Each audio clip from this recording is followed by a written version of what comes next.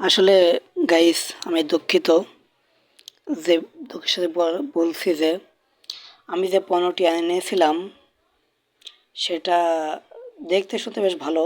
দেখেন আমি তো ভিডিওতে দেখাইতেছি, সাথে যেটা আমি বলছি এটা খুবই গুরুত্বপূর্ণ। সো একটু মনোযোগ সহকারে শুনবেন, নয়তো না শুনবেন। কিন্তু আসলে বিষয়টা হচ্ছে আমি যে পণ্যটি এনেছিলাম এটাতে আমার ফোনটাই সেট হচ্ছে না। আর এতে পিছনে লাইটে 3টে ব্যাটারি লাগবে, 3টে ব্যাটারির দাম 60 টাকা। যাই হোক, ব্যাটারি কোনো বিষয় না, বিষয় যে ফোনটা আমি যদি যদি সেট না করতে পারি তাহলে আমি এখানে ওখানে দৌড়ে বেড়াবো কীভাবে? এজন্য আমি আমি আজকে রিটার্ন করে দেব। সো নতুন কোনো জিনিস কিনবো আবার, সেটা ভালো হলে আপনাদের আমি জানাবো।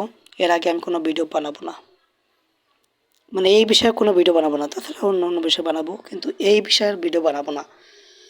কেননা যে পণ্যটি দিয়েছে আমায় এটা ততটা আমার কাছে ভাল লাগে নাই, খুব পাতলা। যাই হোক, হয়তো তাদের একটা ভুল হয়েছে, সেটা বিষয় না। আমি চেষ্টা করব নতুন একটা জিনিস কেনার, আর এটা আমি রিটার্ন করে দেবো। কেননা আমার যেহেতু ফোনটায় যেহেতু সেট হয় না, দেখেন যে যেইটা ভিতরে আছে ওইটা আছে ফোন থোয়ার স্ট্যান্ড, যেটা আমি হাতে নিচ্ছি এটাই ফোন থোয়ার স্ট্যান্ড। কিন্তু আমার ফোন অনুযায়ী স্ট্যান্ডটা খুব ছোটো হয়ে গেছে। এজন্য আমি আসলে এটি রিটার্ন করব, কেন আমার পণ্যটি ফিট হয়নি, এই আর কি বিষয়।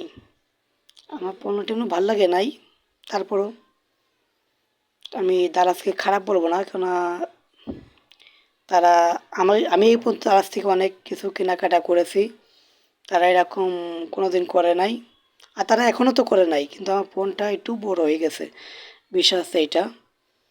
তো আমি তো আর ফোনটা ভেঙে ফেলতে পারি না, কাটিয়ে ফেলতে পারি না যে এইটার জন্য আমি ফোন কেটে ফেলবো, এমন না।